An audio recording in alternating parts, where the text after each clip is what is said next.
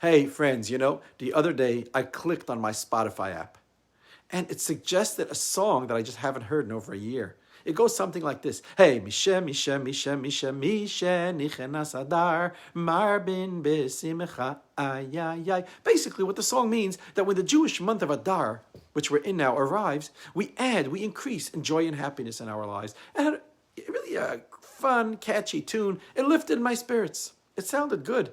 But then I thought to myself, how do we add joy to our life when living in a world of chaos? Like, where's the button of happiness? The switch, you put it on and say, I'm happy. I mean, how do we free ourselves from the fatigue, the frustration, the obligations, and the disappointment, and just run around with a smile? Friends, let me share a most moving insight that will change your life and touch the core of your essence. At the beginning of the Code of Jewish Law, which gives the idea of how to live your life as a Jew who serves God with awe and reverence, joy and happiness, it states the words, Shivisi Hashem lenegdi samid, is a cardinal rule. Means that I always remember God is over me. And whatever I do and wherever I go with the presence of God protecting me and watching me.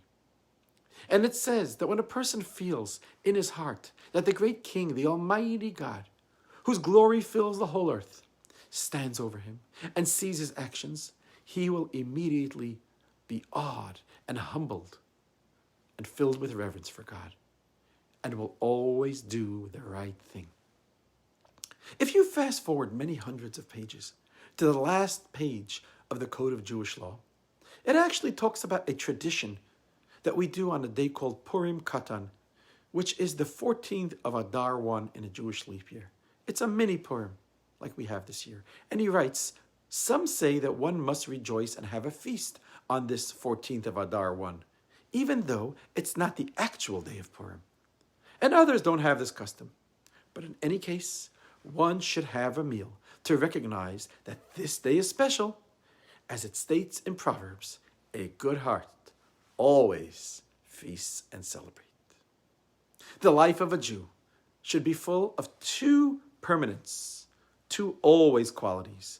On the one hand, a feeling of awe and reverence, of the presence of God who stands over him and sees all of his actions. Yet on the other hand, a happy and joyful heart that is expressed in a good-hearted feast. And here, friends, a fundamental puzzlement arises. Why does the author of the Code of Jewish Law save the idea of always serving God with joy until the end of the Code of Jewish Law, to the last page of Orach Chaim?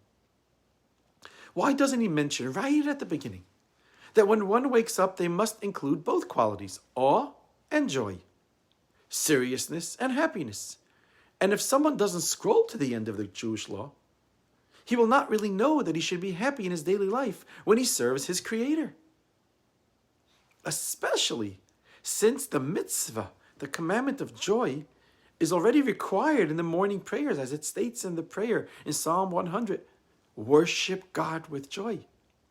So we see that really it's God's will that we serve him with joy already in the morning. So why doesn't the Code of Jewish Law mention in the beginning, and he waits until the end in his writings about the importance of being happy and joyous in the service of God?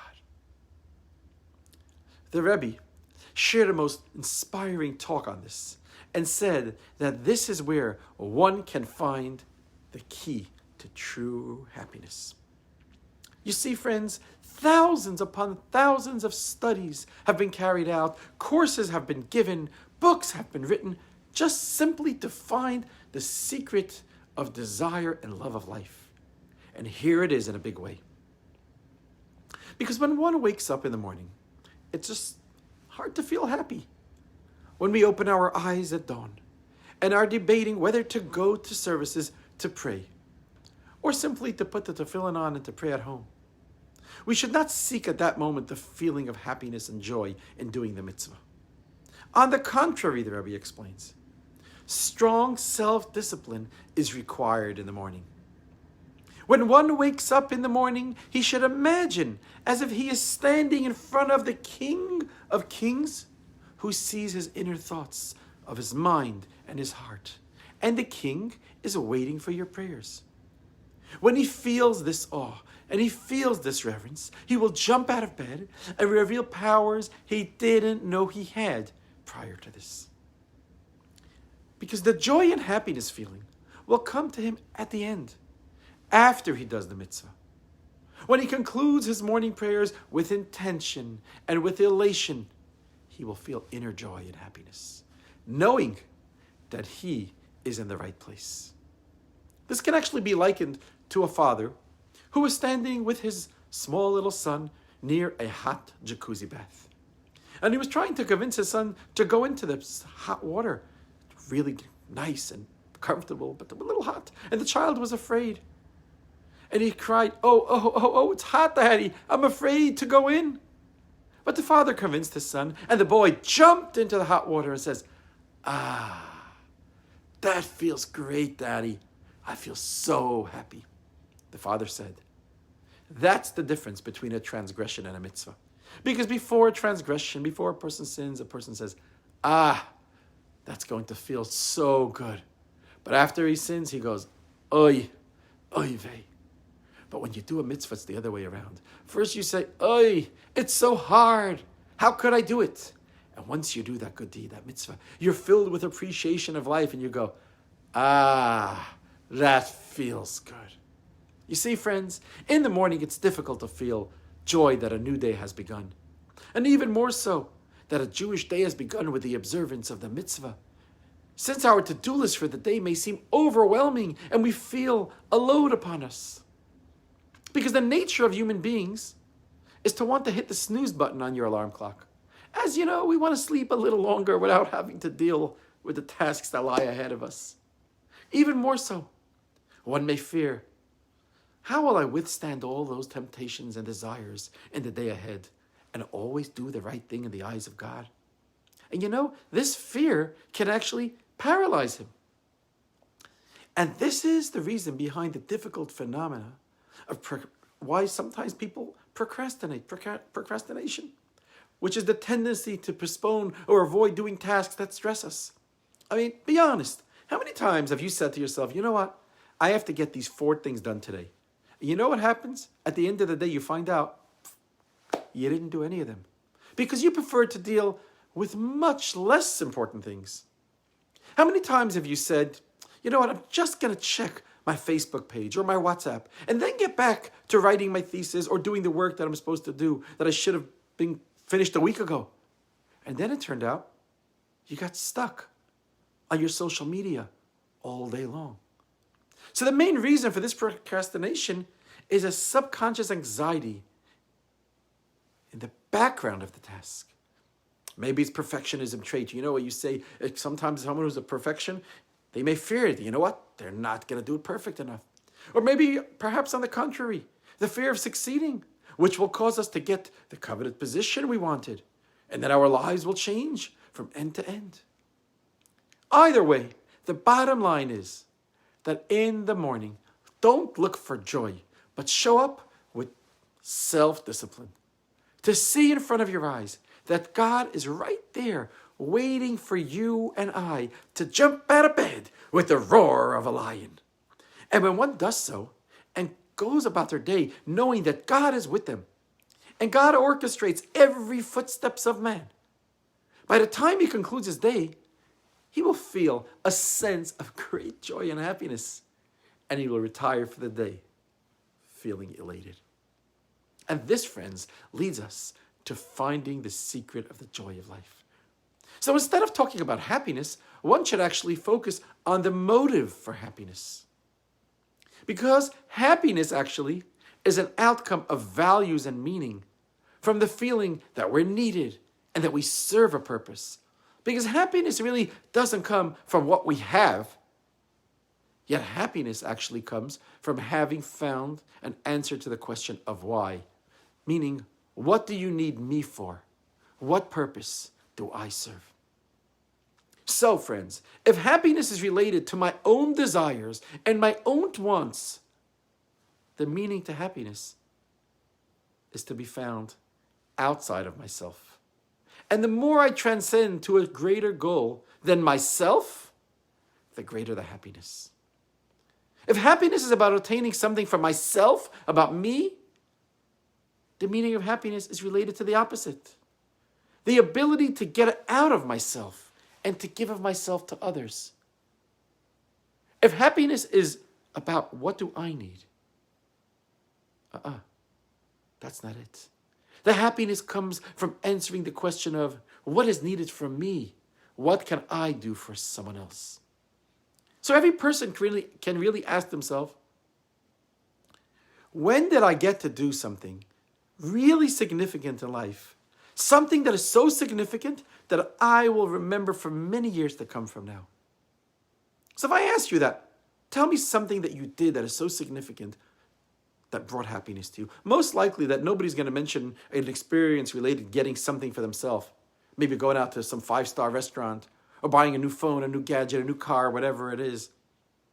Because a significant act is associated actually in a moment when you did something valuable, when you overcame the urge and drew close to God, and you gave a gift to the poor, said a kind word at the right moment to the one in need, even if you couldn't look at their eyes. The person most identified with the message of giving with meaning is the famous Viennese psychiatrist Viktor Frankl, the man who wrote the famous book about meaning in life. I want to share with you a beautiful story about Rabbi Biederman. Who actually is the Rebbe Shliach in Austria. I found this story on Chabad.org. Rabbi Biederman shared that when he came to Austria in Vienna in 1981 as a Chabad rabbi, he began to serve the Jewish community by giving lessons for children. He would do programs for adults.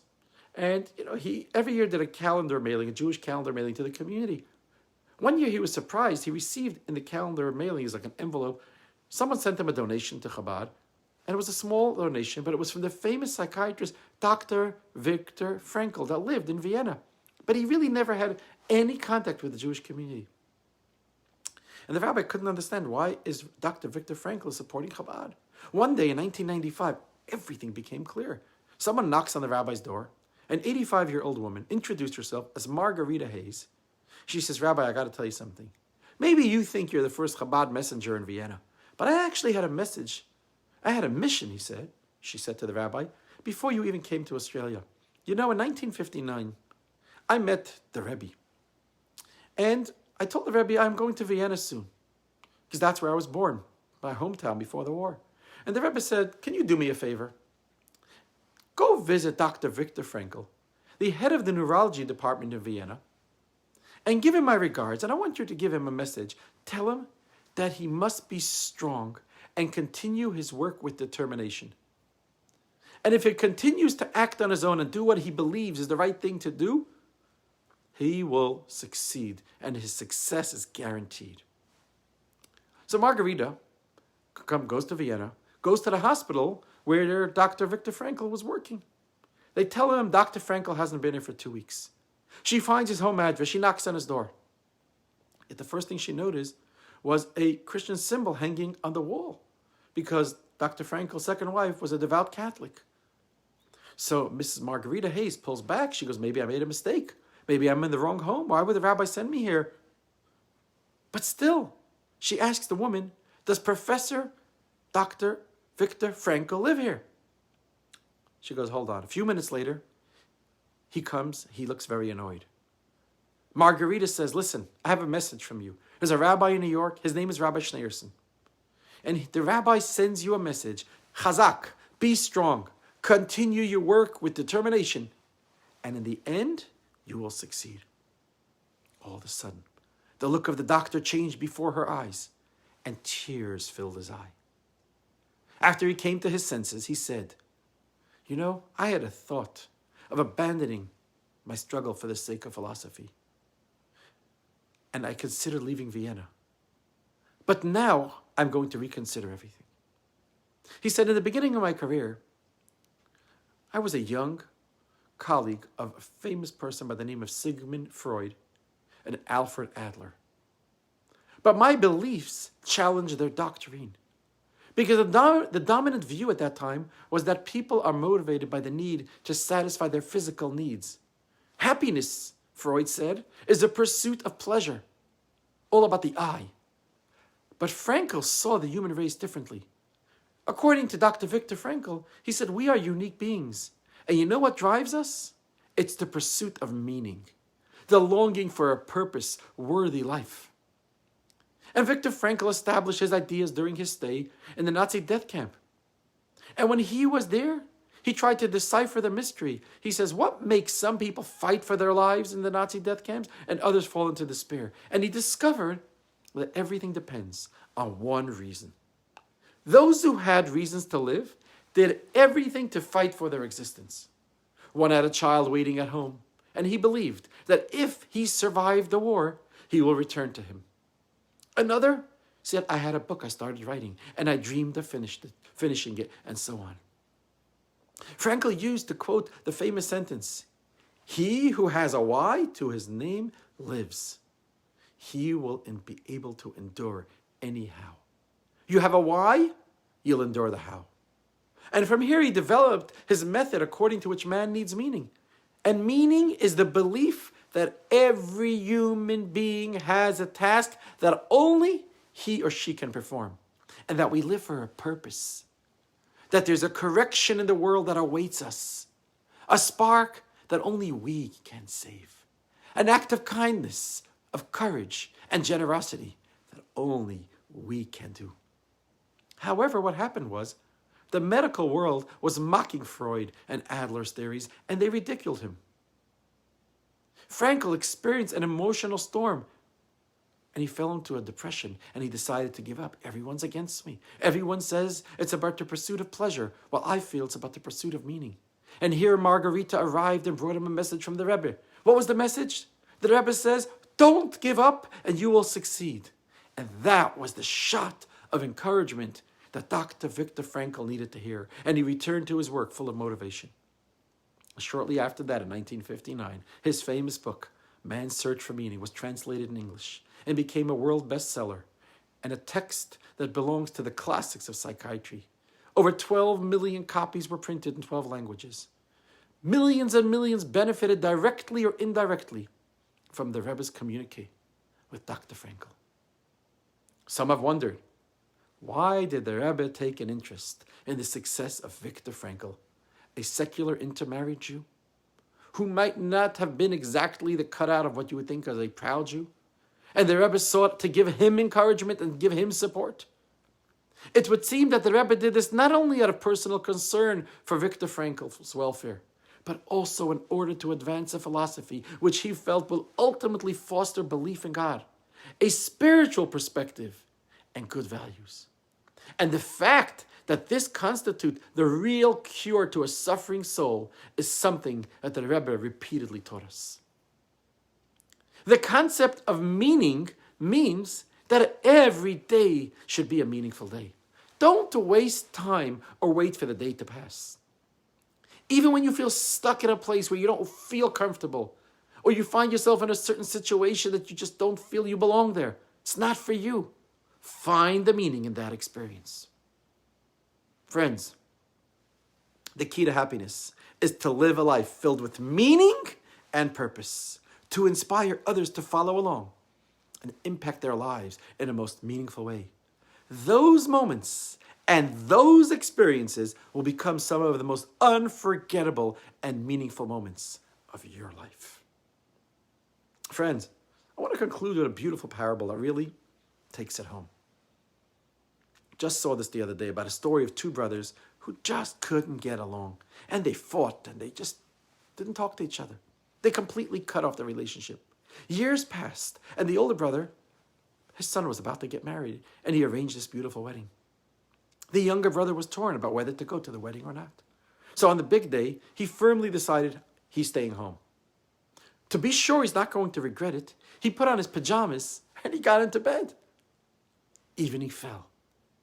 And suddenly, he heard the sound of this most delightful klezmer music.